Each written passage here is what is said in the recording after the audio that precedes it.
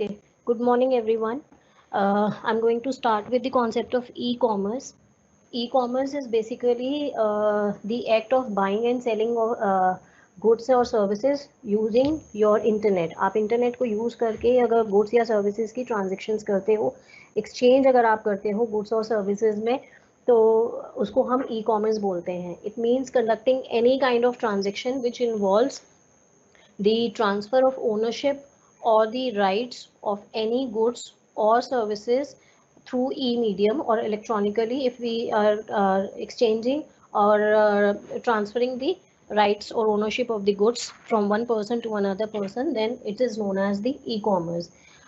It allows consumers to exchange goods with no barriers of time or distance. आप जब चाहे e commerce के through digital platform पे you can place the orders and get the services or get the products delivered at your home.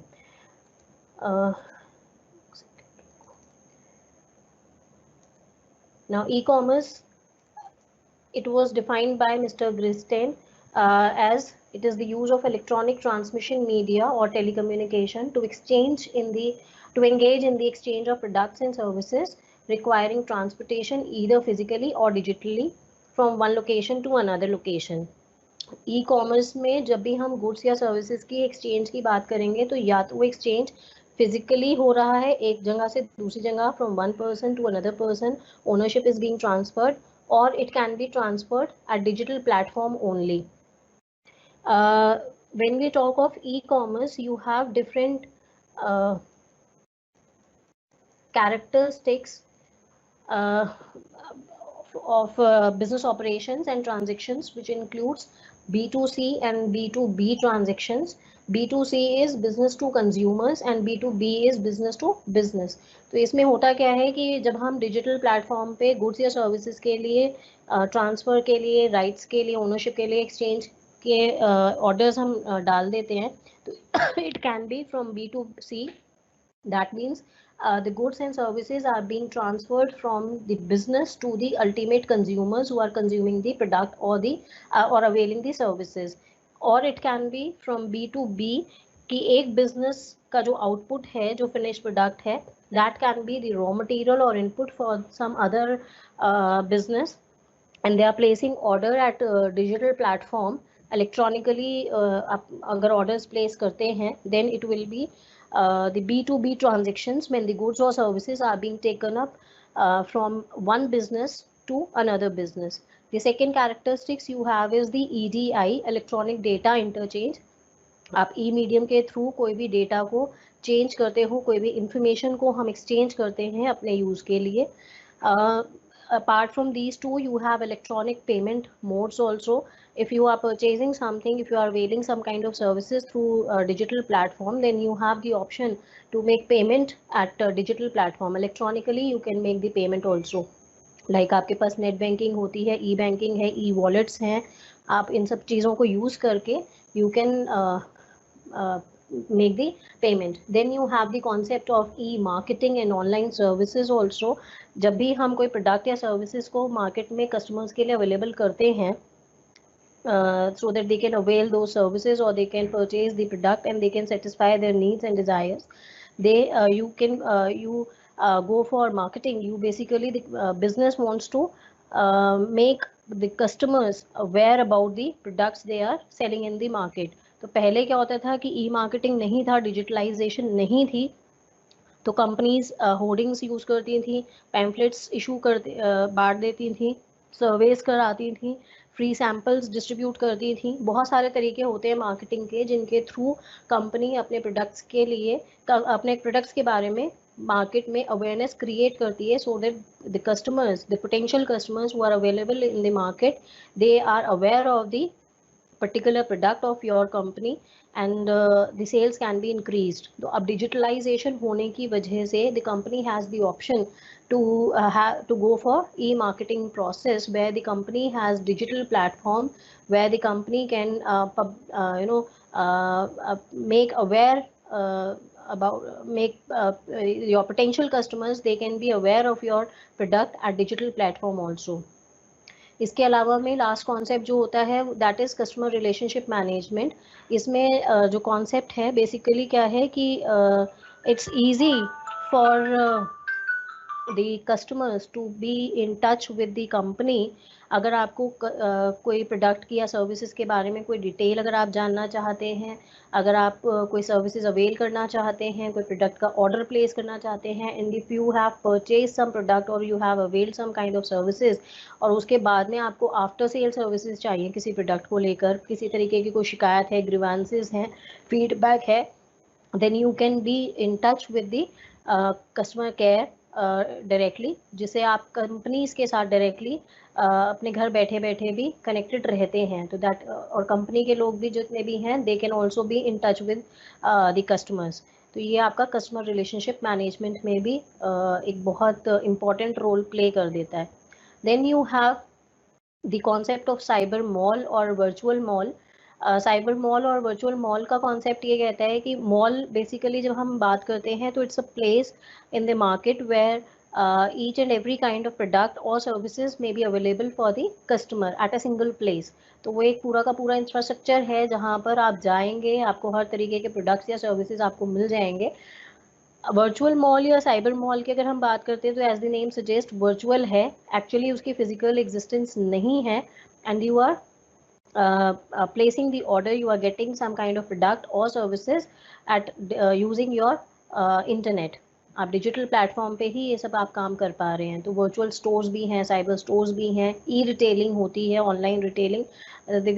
Manufacturers they are basically selling their product online itself.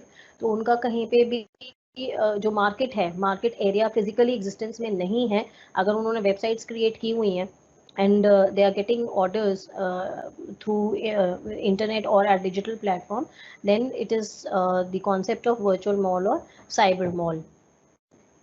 Now sometimes what happens is that the e-commerce people, they simply refer e-commerce as the buying and selling using the internet, but it involves much more than electronic media।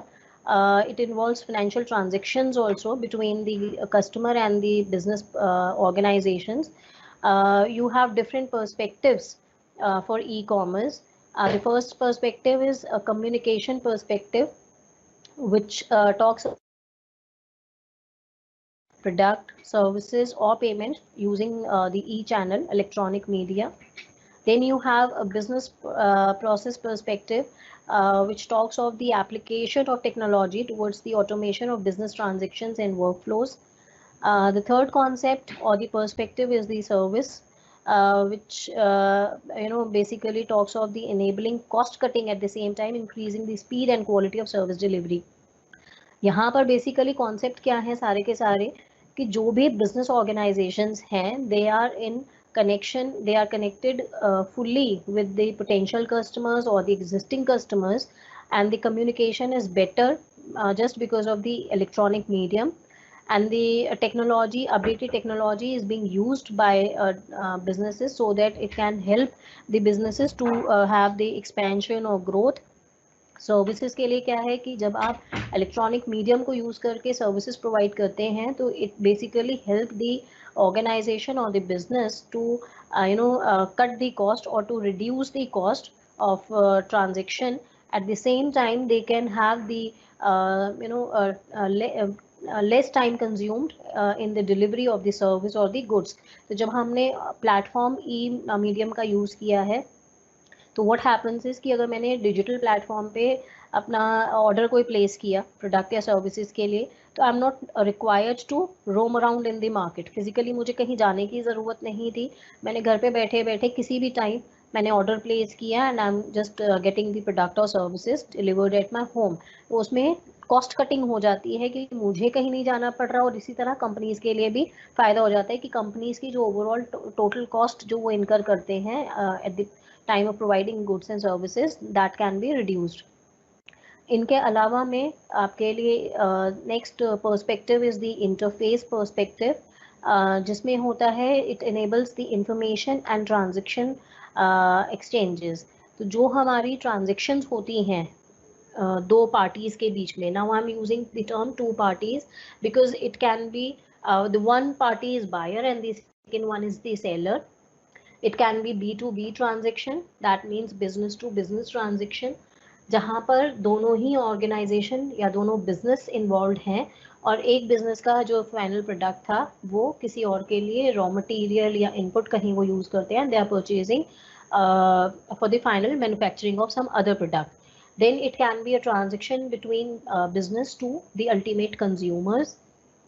And the third kind of transaction may be like a consumer to consumer. आप भी consumer हैं, आपने कोई product purchase किया हुआ था, now you don't want to use it further and you want to sell it. तो आप भी, आपका रूटीन में कोई काम नहीं है. For example, I'll just take the example. I'm using my mobile phone. Somehow I'm getting bored. मुझे मोबाइल चेंज करना है. What I'll do is I just want to sell it.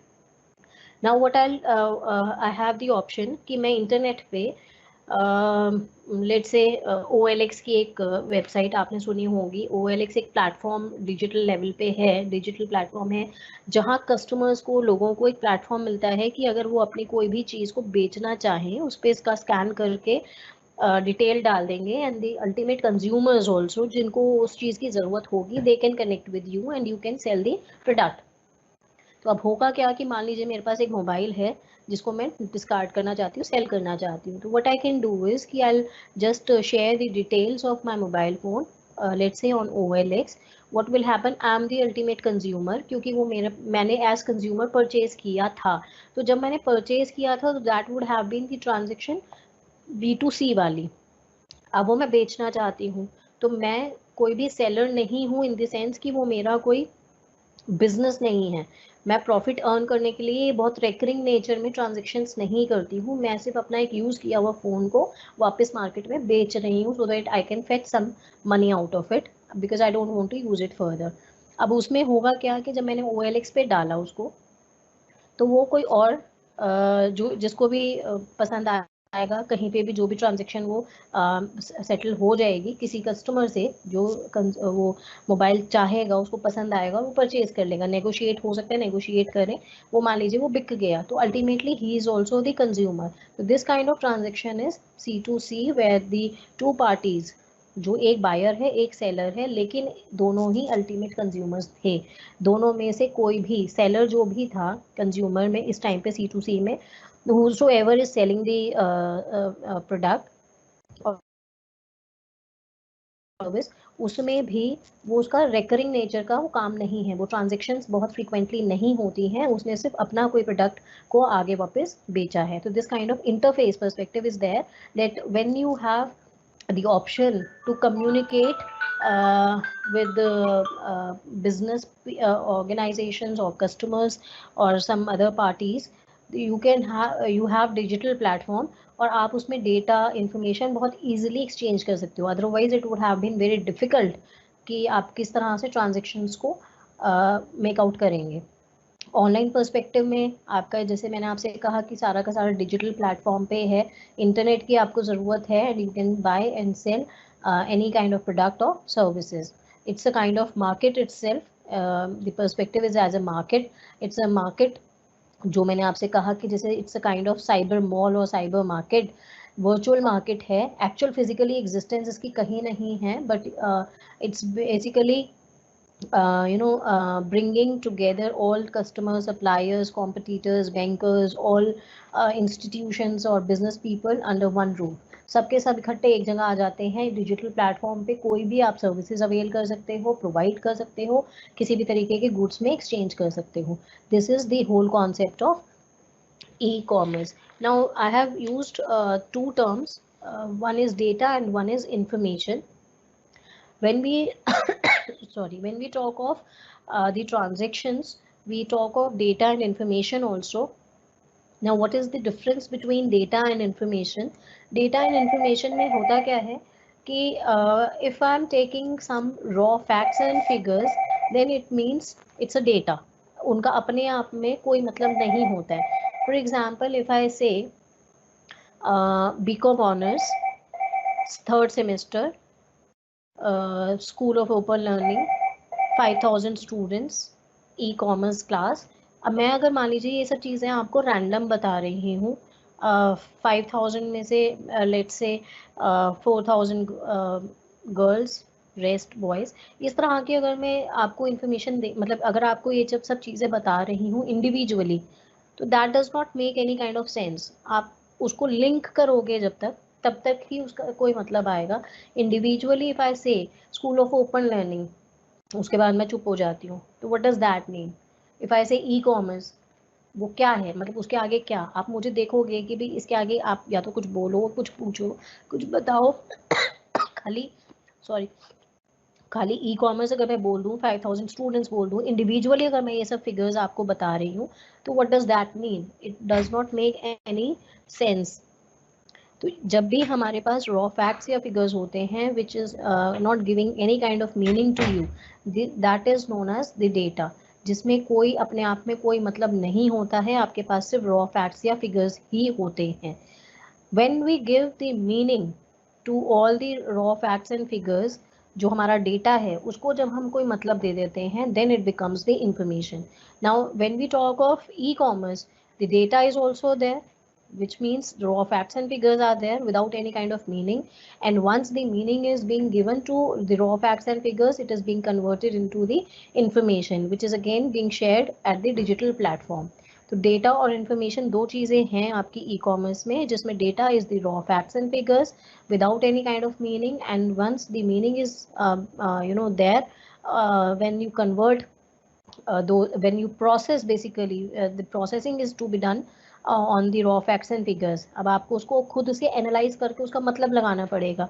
अगर मान लीजिए मैंने आपको 4 चीज़ें बताई थी कि school of open learning, e commerce, B com honours, third semester, 5,000 students. Now individually अगर ये 4 चीज़ें मैंने आपको बताई, तो this is these all are the raw facts and figures without any kind of meaning. तो this is basically a data. अब अगर आप अपना दिमाग इस पे लगा दोगे और उसके बाद आप ये अपने आप से एनालाइज कर लोगे कि in school of open learning you have BCom, in BCom honours third semester you have a paper of e commerce in which you have 5,000 students और 6,000 students, then it's something which is meaningful. तो you basically what you have done is you have applied your mind to raw facts and figures. जो data मैंने आपको दिया उस पर आपने अपना दिमाग लगाया. अब जिसने जितना दिमाग लगाया होगा उसने उतनी ही उसकी एनालिसिस करके उसको इन्फॉर्मेशन में कन्वर्ट कर दिया होगा. So basically what we are doing is we are taking raw facts and figures, we are processing those figures and getting it converted into information which is being shared at the digital platform with all the business houses and the customers. Now coming to the process of e-commerce. Okay, I hope it's clear to everyone. In case you have any doubt, you can just share your doubts in the chat box.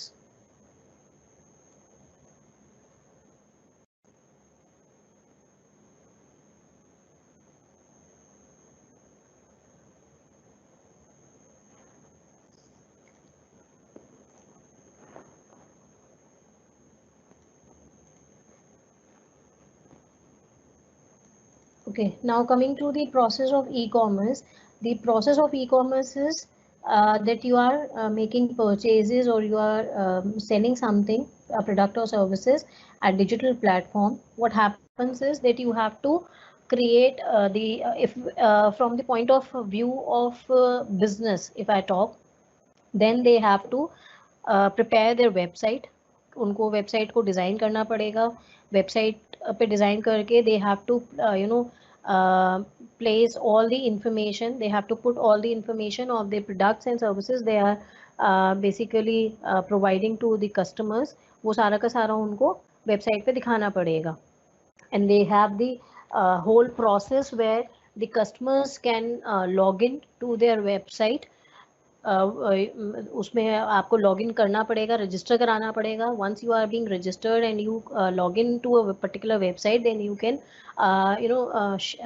Browse all the catalogues of the products and services they have, या फिर जितनी भी information उन्होंने अपने website पे जिस भी form में जो भी उनका डिज़ाइन होगा, लेआउट होगा वेबसाइट का, कैटलॉग है इंडिविजुअली उन्होंने डाली है without using the format of catalogue, the information is being shared by the business houses regarding their product and services. You have to just log in to the website and just browse all the information which is being there. If once you are अगर आप देखोगे तो उसमें category wise भी आपकी information होती है product या सर्विसेज की. आप उसमें कैटेगरी वाइज आइटम्स को सिलेक्ट करेंगे. once the items you want to purchase, you select those items and they are supposed to be placed in the shopping cart. shopping cart पे जब उसको आप ऐड करते चले जाओगे, order is placed by the user. आपको वो order place के ऑप्शन पे लेकर जाएगा. पेमेंट की इंस्ट्रक्शंस आएंगी. द टोटल कॉस्ट जो होगी ऑर्डर की, that would be shared by the merchant और द वेंडर विद यू कि टोटल आपके इतनी आइटम्स आपने ऑर्डर प्लेस की हैं, इतनी इसकी कॉस्ट है. अगर शिपिंग चार्जेस हैं, कोई टैक्स लग रहा है, अगर कोई डिस्काउंट है, तो वो सारी की सारी डिटेल आपको बिल जनरेशन के टाइम पे आपको दिखेगी. And you would be able to see the total cost of the order you are placing and the payment instructions will be there on the screen. Then the customer has to make the payment. अब customer जो payment की information देगा, payment के लिए you have nowadays you have too many options. You have the option of making payment using your net banking, or you may use your debit cards or credit cards. You can use e-wallets like Paytm. आप इस तरह के e-wallets को भी use करके आप payment कर सकते हैं. And some business houses, they give you the option to make payment in cash at the time of delivery of goods. That means COD जो ऑप्शन होती है, कैश ऑन डिलीवरी, कि जब आपके पास प्रोडक्ट्स घर पे डिलीवर हो जाएंगे उस टाइम पर you can make the payment. तो जो भी आप ऑप्शन को सिलेक्ट करोगे, कस्टमर जो भी ऑप्शन प्रोवाइड इंफॉर्मेशन देगा अपनी पेमेंट के लिए कि now this mode I would like to use for the payment, तो आप उस वाले लिंक पे आपका वेबसाइट चली जाएगी and you will be able to make payment accordingly as per your choice.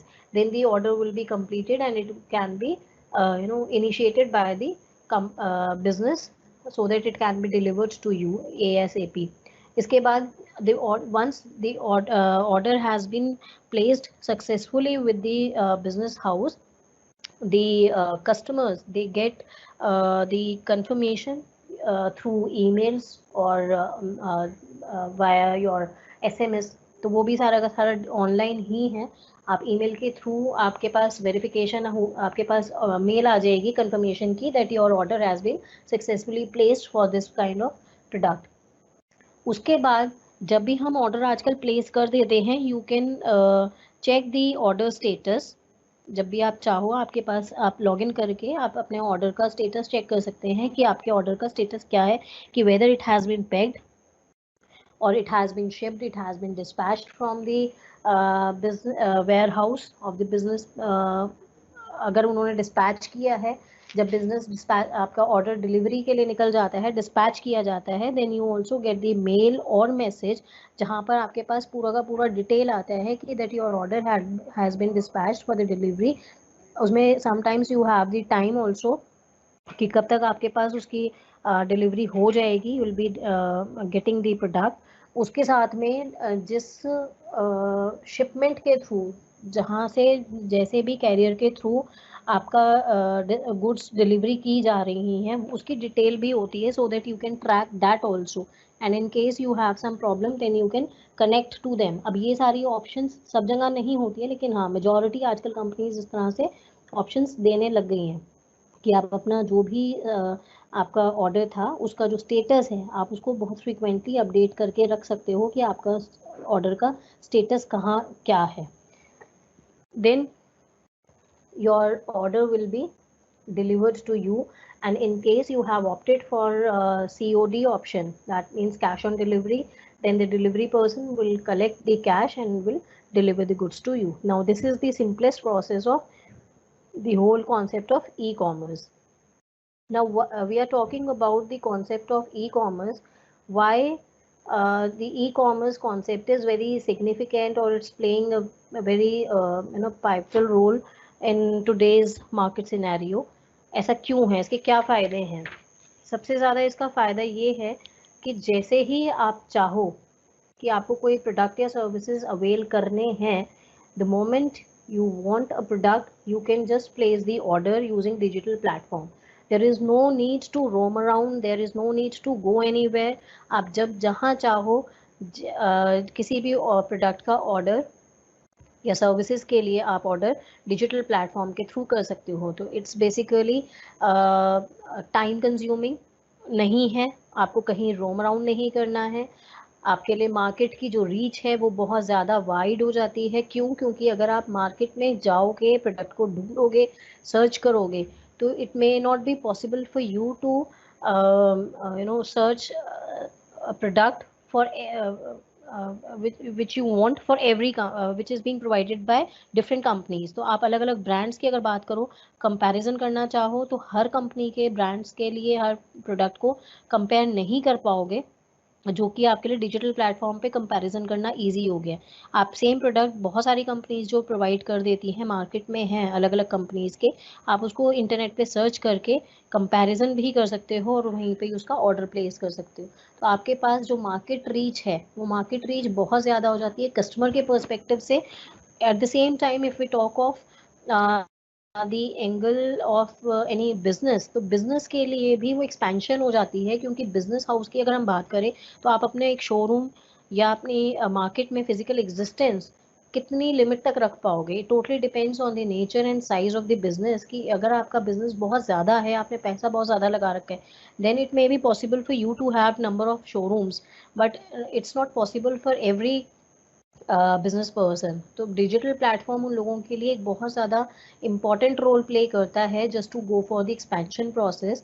वो इससे इनडायरेक्टली एक्सपेंशन कैसे हो जाती है कि अगर आप डिजिटल प्लेटफॉर्म पे हैं, आपने अपनी वेबसाइट बना रखी है, तो आप नेशनल लेवल के इंटरनेशनल लेवल पे भी आप रीच आउट कर जाते हो. क्योंकि any buddy who is aware of your website, they can they would be aware of the product you are producing or you are making available for the ultimate consumers. तो basically अगर हम e commerce या digital platform की बात करते हैं, तो it helps you in in having the expansion of the business in terms of market reach.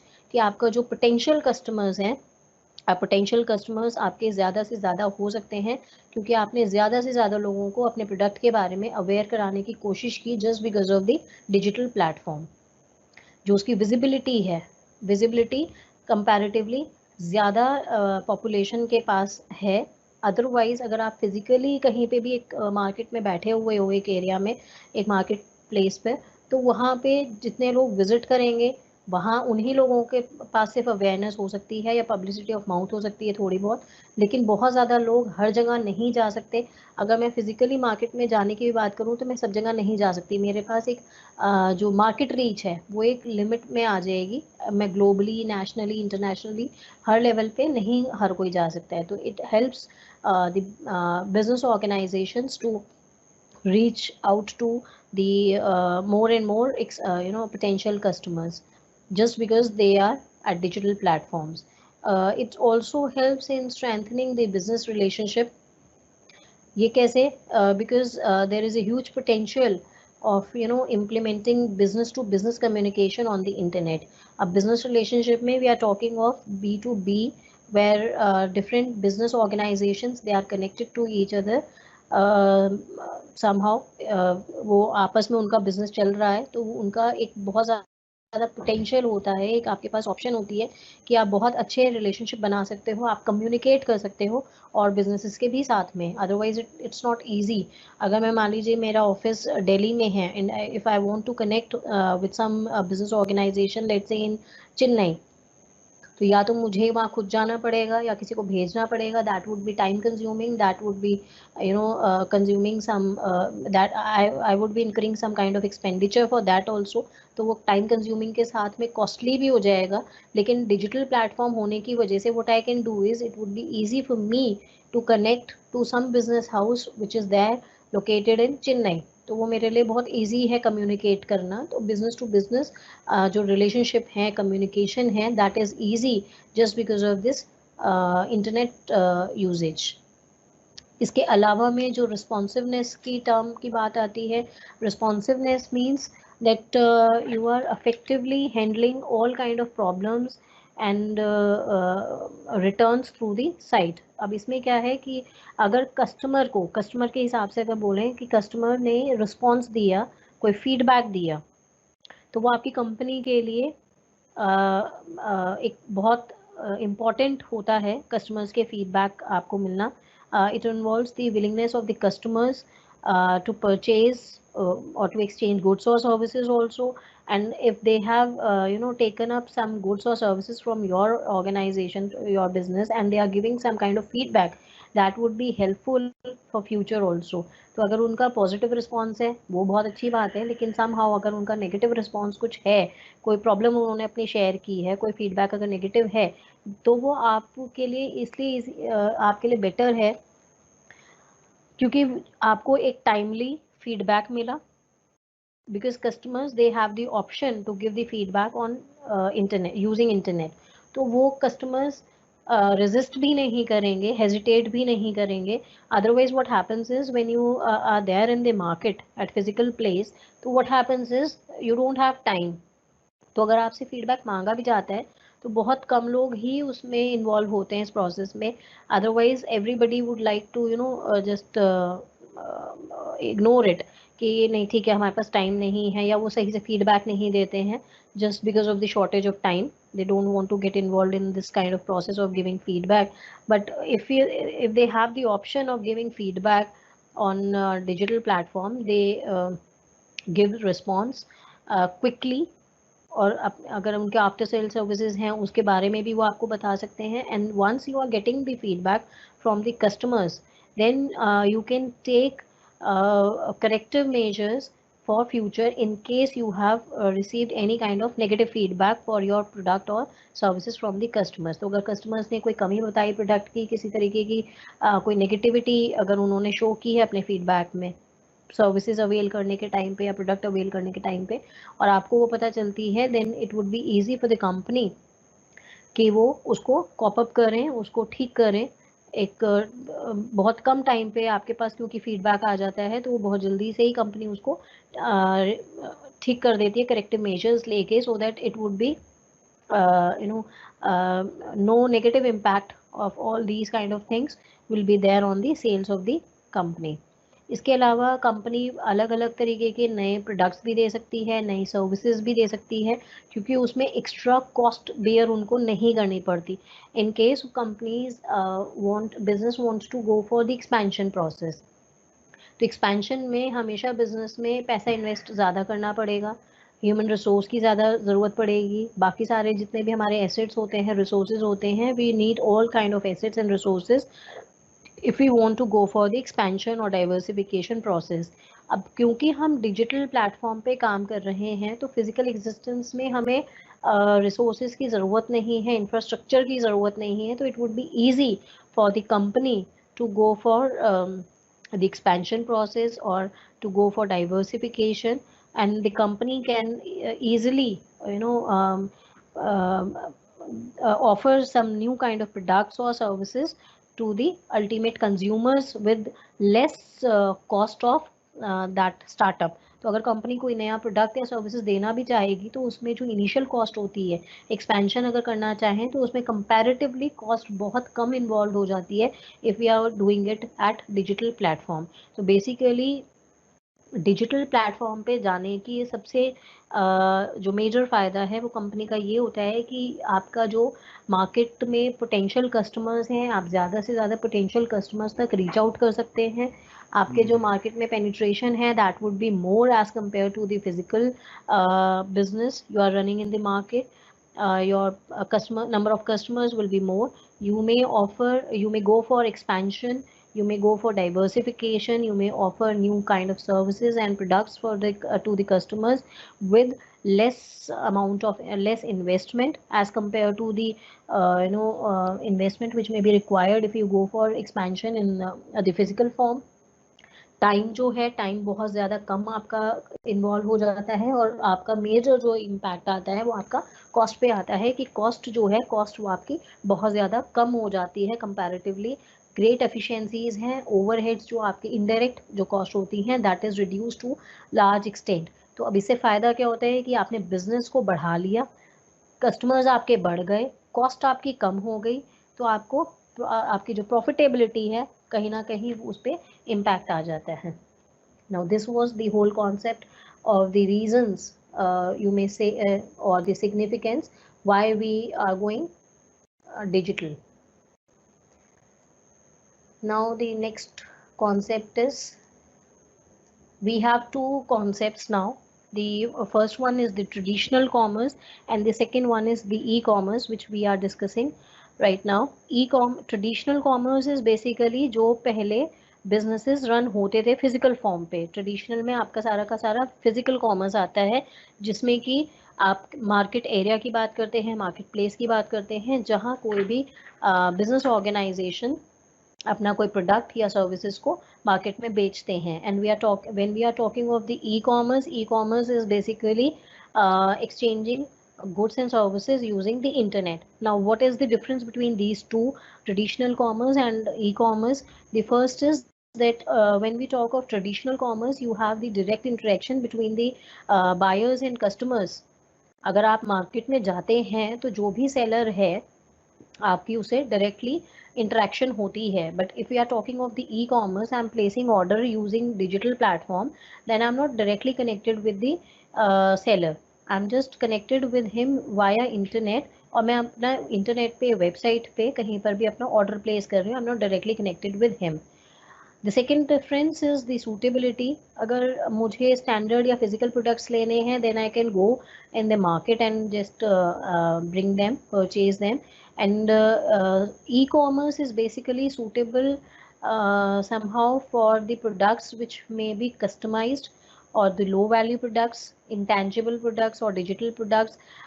Like इसमें अगर मैं इसको explain करूँ तो it can be, it totally depends on the nature, size or the class of the product I want to purchase. आप लोगों ने economics पढ़ी है. इकोनॉमिक्स में you have studied different types of goods and services. Goods में आपने luxury goods, necessity goods, इस तरह के आपने इंफीरियर गुड्स, सुपीरियर गुड्स, ये सब आपने पढ़े हुए हैं. अगर मैं इसमें क्लासिफिकेशन करनी शुरू करूँ तो वहाँ पे ट्रेडिशनल कॉमर्स और ई कॉमर्स में डिफरेंस आ जाता है. I'm just taking one example. If I want to purchase, let's say, jewelry, मुझे अगर ज्वेलरी परचेज करनी है तो I'll prefer the traditional commerce. I'll just go to particular shop and I'll try to purchase from there itself, until unless कि वो customise नहीं करानी है या किसी ब्रांड की है. ब्रांड की है तो भी मैं एक बार कोशिश यही करूँगी कि मार्केट में जाके मैं उसको सर्वे कर रही हूँ, देख रही हूँ, और फिर अगर फाइनल कर रही हूँ देन आई कैन ट्राई कि मैं उसको ऑनलाइन उसका ऑर्डर कर दूँ. बट अदरवाइज अगर हाई वैल्यू प्रोडक्ट अगर मैं ले रही हूँ तो फिर मुझे थोड़ी सी कहीं ना कहीं टेंशन रहेगी कि बहुत ज़्यादा महंगा सामान अगर मैं इंटरनेट से मंगा रही हूँ, कहीं ना हो कि कोई किसी तरीके की प्रॉब्लम आ जाए. तो sometimes people resist to place order online if they want to purchase high value products. So basically in case I'm talking the purchase of products in terms of the value, कि उसकी price क्या है, उसकी value क्या है जो product मैं purchase कर रही हूँ, then people nowadays also people try to go for the traditional commerce instead of going to e commerce.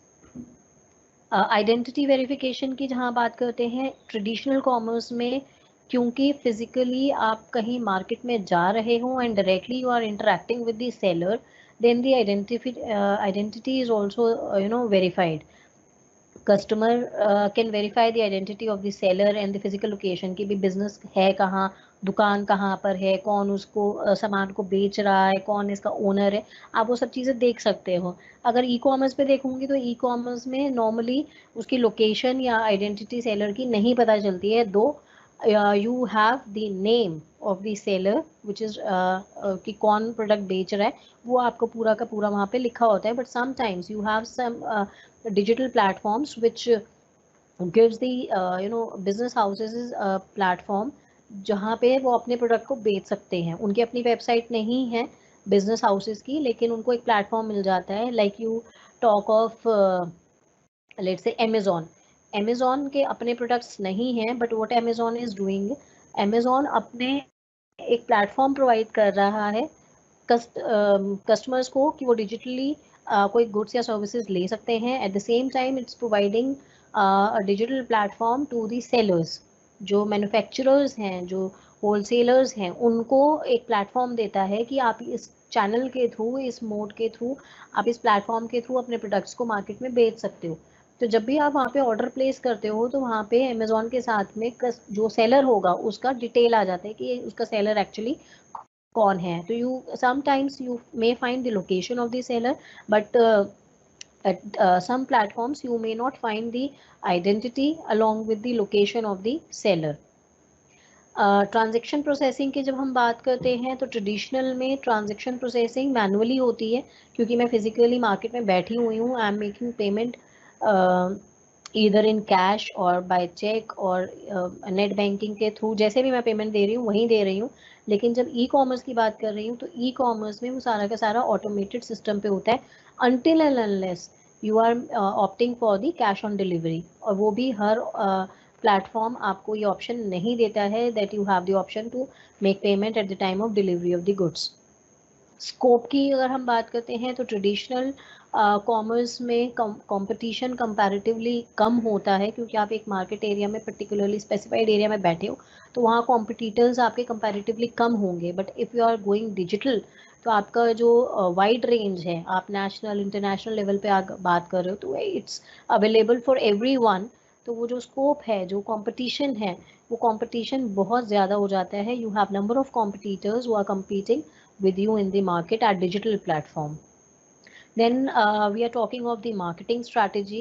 Traditional commerce में marketing strategy होती थी one to many, that one seller is there and it's targeting potential customers available in the market, और वो एक ही seller बहुत सारे लोगों को approach कर रहा है।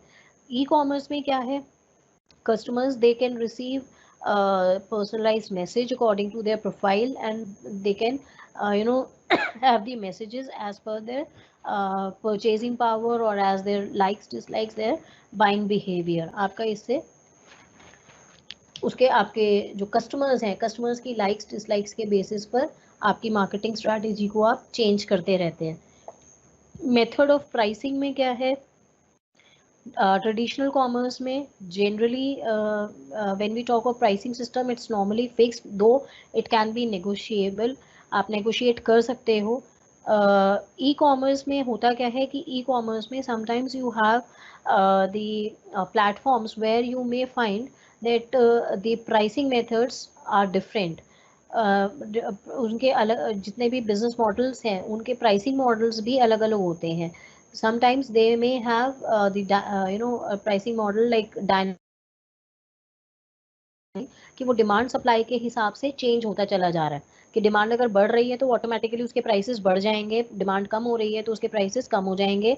या फिर कस्टमाइज प्राइसिंग होगी कि जैसे जैसे आप प्रोडक्ट की रिक्वायरमेंट अपने हिसाब से दे रहे हो, उसके हिसाब से as per your requirement the price of the product will be changed. आपकी कस्टमाइज्ड प्रोडक्ट या सर्विसेज के हिसाब से प्राइसिंग में भी चेंज होता चला जाएगा। अब डायनेमिक प्राइसिंग का कॉन्सेप्ट कहाँ पे आता है, like if I give you the example of Indian railway.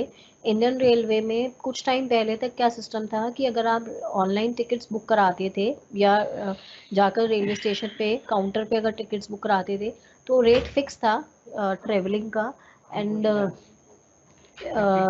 आप पेमेंट करेंगे नेट के थ्रू या जैसे भी, और प्राइसिंग उसमें जो फेयर था उसमें कोई चेंजेस नहीं थे।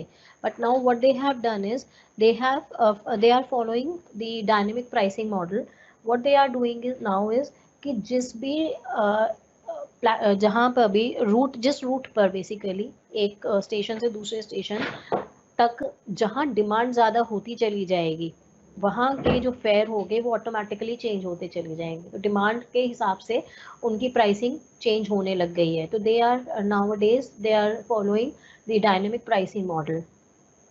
तो ये आप अगर डिजिटल प्लेटफॉर्म पे कर रहे हो तो ये आपके लिए इजी है मेंटेन करके रखना कि जैसे ही डिमांड बढ़ रही है, कोई भी फ्लक्चुएशन आ रही है, then you can automatically the system, आपने प्रोग्रामिंग ऐसे की हुई है कि जैसे ही डिमांड बढ़ेगी कहीं किसी भी एक पर्टिकुलर रूट की, उसके हिसाब से वहाँ के फेयर ऑटोमेटिकली बढ़ जाएंगे। और जब डिमांड जहाँ की कम होगी या रीजनेबल है तो वो आपके मिनिमम प्राइसेस उन्होंने आपने फेयर फिक्स किए हुए, आप उसके हिसाब से उसमें वेरिएशंस नहीं आएंगी। लेकिन इस तरह से डायनेमिक प्राइसिंग मॉडल्स को एक्चुअली में फिजिकली कहीं पर भी एग्जिस्टेंस में लेकर आना, बहुत फ्रीक्वेंटली उसमें चेंजेस कर देना वो मुमकिन नहीं होता है। तो it's a pattern which can be followed when you are using digital platform for the exchange of goods and services. Last is that when we talk of the paperwork or the eco-friendly system or the cost which is involved in traditional commerce, it involves a lot of paperwork, because every time you are supposed to make entries for every transaction, because it has to be registered, it has to be a journal or ledger posting has to be done. तो वो सारी की सारी paper recording होती है, सब paper work बहुत ज़्यादा इन्वॉल्व हो जाता है, जिसकी वजह से वो इको फ्रेंडली कंपैरेटिवली कम है और आपकी उसमें कॉस्ट भी बढ़ जाती है।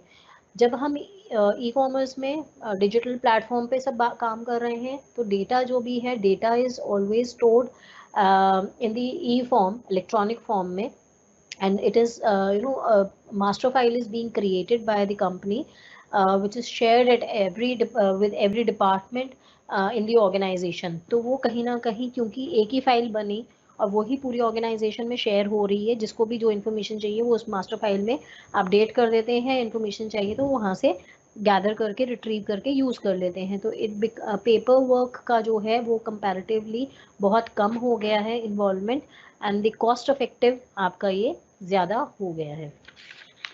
नाउ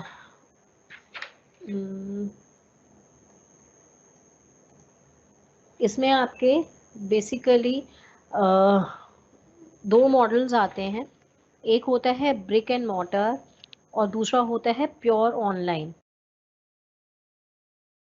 नाम आपको बता रहा है कि जो भी आपका बिजनेस मॉडल है वो टोटली ऑनलाइन है, उसकी कहीं फिजिकल एग्जिस्टेंस है नहीं, कोई भी प्रेजेंस नहीं है कस्टमर्स के लिए, टोटल ऑनलाइन है। जैसे कि आपका अमेज़ॉन है, अमेज़ॉन का कहीं पर भी ऑफिस नहीं है, कहीं पर भी शोरूम नहीं है जहां पर आपके कस्टमर्स आके प्रोडक्ट को परचेज कर सकते हैं। Though they have warehouses, they may have offices just for their staff, लेकिन कोई भी फिजिकली एग्जिस्टेंस में उनकी कोई बिल्डिंग इंफ्रास्ट्रक्चर ऐसा नहीं है जहाँ कस्टमर्स जाके डीलिंग कर सकते हैं, प्रोडक्ट्स को परचेज कर सकते हैं।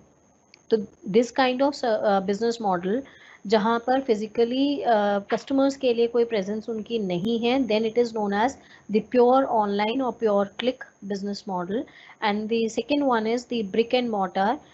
It is basically used to describe the traditional retail stores जो पहले होते थे, जो अभी भी होते हैं, लेकिन जो जिनका रिटेल स्टोर है जहाँ पर गुड्स या सर्विसेज बिक रहे हैं और वो सिर्फ ट्रेडिशनल मेथड से बेच रहे हैं, they are not at the e platform.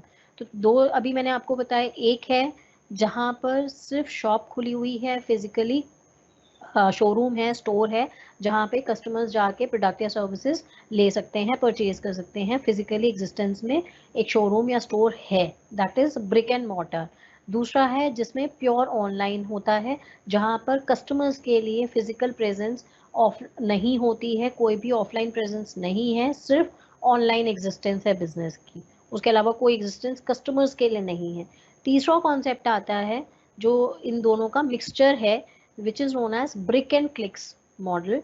BRICS and clicks model का क्या है कि जो ये दो मेन आपके मॉडल थे, एक आपका ट्रेडिशनल है जहां सिर्फ फिजिकल एग्जिस्टेंस थी, दूसरा आपका मॉडल है जहां सिर्फ ऑनलाइन एग्जिस्टेंस है। अब आजकल क्या है कि just to capture more and more market, to have more and more to attract more and more potential customers, to have number of to go widely, तो उसके लिए now the businesses what they are doing is इन दोनों को combine कर दिया, उन्होंने online भी कर दिया, उन्होंने ऑफलाइन भी कर दिया। तो बेसिकली क्या है कि एक बिजनेस मॉडल है जो ऑनलाइन सर्विसेज भी दे रहा है, अपने ऑनलाइन प्रोडक्ट्स भी बेच रहा है, और उसके अलावा में ट्रेडिशनल रिटेल आउटलेट्स भी हैं, तो उनके अपने आपके वेबसाइट्स भी मिलेंगी, जहाँ से आप ऑनलाइन अपने प्रोडक्ट्स का ऑर्डर प्लेस कर सकते हो, या फिर आप कहीं मार्केट में शोरूम पे जाके उनके प्रोडक्ट्स या सर्विसेज ले सकते हो. For example you have Samsung, you have Nokia, you have Airtel, you have other brands also जिनके शोरूम भी हैं जहाँ आप जाके प्रोडक्ट्स परचेज कर सकते हो, या आप उनके ऑनलाइन ऑर्डर प्लेस करके प्रोडक्ट या सर्विसेज अवेल कर सकते हैं. Now I hope this concept is clear. Now bricks, coming to the difference between bricks and mortar and pure online. अब इन दोनों में क्या है, एक ट्रेडिशनल है और एक आपका टोटल ऑनलाइन है. तो ब्रिक्स एंड मोर्टार में क्या है कि उसमें ऑफलाइन प्रेजेंस नहीं है, ऑनलाइन प्रेजेंस नहीं है, उसकी सिर्फ ऑफलाइन है. प्योर ऑनलाइन में फिजिकल प्रेजेंस नहीं है, सिर्फ ऑनलाइन है. ब्रिक्स एंड मॉर्टर में कोई भी टेक्नोलॉजी का यूजेज नहीं है, ना ही इंटरनेट है, ना ही कोई भी मॉडर्न टेक्नोलॉजी वो यूज़ करते हैं. वो ट्रेडिशनल तरीके से अपना बिजनेस रन कर रहे हैं. But when we talk of pure online, when we talk of brick and click, जहाँ पे दोनों का मिक्सचर है, वहाँ पर you have the use of technology, you have the use of internet and other technologies which are being used to conduct your businesses. Interface की अगर हम टर्म्स में बात करें, ट्रेडिशनल में you have face to face interaction between the buyers and customers. But when we talk of pure online, as I already told you, that there is no interface, face to face interaction between the customers and the sellers. They are just the system, the internet is giving you a bridge. It's a connectivity where the customers are being connected with the company's websites through emails or websites or messages, जहाँ पर आप अपने orders को place कर सकते हैं. Then you have, if you talk of hierarchy in the organizational structure, traditional company में organisation structure बहुत सारी लेयर्स के साथ हो सकता था, बहुत सारे लेवल्स होते हैं किसी भी ऑर्गेनाइजेशन में काम करने के. लेकिन अगर प्योर ऑनलाइन की बात करें तो उसमें नेटवर्क ऑर्गेनाइजेशन स्ट्रक्चर होता है, जहां कंपनी टीम वर्क में काम कर रही है. You don't have, generally you don't have number of layers of management और different levels in the organisation. Competition की terms में if I talk, then in traditional system or the bricks and mortar concept, there are the barriers to the entry. It's not easy to enter in any kind of business. It's very difficult to start a business in on traditional lines, because you want a particular space in the market and you may not get the space in the open market. लेकिन अगर pure online में है तो आपके पास entry barriers नहीं है. आपको एक इंटरनेट कनेक्शन चाहिए, you need to use technologies and you don't have the entry barriers in respect of space और टाइम और द कैपिटल. क्योंकि कैपिटल की भी अगर बात करूँगी तो प्योर ऑनलाइन में कंपैरेटिवली कैपिटल की रिक्वायरमेंट बहुत कम होती है as compare to the brick and mortar system. Accessibility में you may have some stores which are open 24/7, but generally it's not accessible. ज़्यादातर सब बंद हो जाते हैं, उनके टाइमिंग्स होते हैं. बट प्योर ऑनलाइन में you can place order any time, 24/7, 365 days आपके साथ. आप को सिस्टम पे आप कहीं पे भी आपके पास इंटरनेट एक्सेसिबिलिटी होनी चाहिए. इंटरनेट फैसिलिटी है, then you can place order any time. उसमें टाइम कंस्ट्रेंट कहीं पर भी नहीं आता है. सिक्योरिटी टेक्नोलॉजीज़ की बात करें तो security technologies in the concept of brick and mortar, it includes the usage of CCTV cameras or security guards or alarm system, locks and safes. इस तरह की आप सिक्योरिटी टेक्निक्स को यूज़ कर सकते हो, लोग करते हैं ट्रेडिशनल सिस्टम पे. और प्योर ऑनलाइन में हमारा जो डेटा है, डेटा को हमें प्रोटेक्ट करके रखना है. तो data is protected with the help of passwords. The information is encrypted. आप उसको, encryption basically means the coding of the data और information. Cryptography in case of pure online business. Product के लिए मैंने आपको पहले भी बताया कि जो आपका ट्रेडिशनल मेथड है ब्रिक्स एंड मोर्टार वाला, it's suitable for the standard and physical products. But if we talk of the online model, pure online mechanism. It's suitable for the customized products or the low value products or the intangible products, and you don't have any geographical barriers, and you can reach to a wider number of customers. Now I hope it's clear to you, and in case you have any doubt, you can ask me now. Okay, in case you have any doubt, we can we'll connect on Wednesday. Today's lecture is over.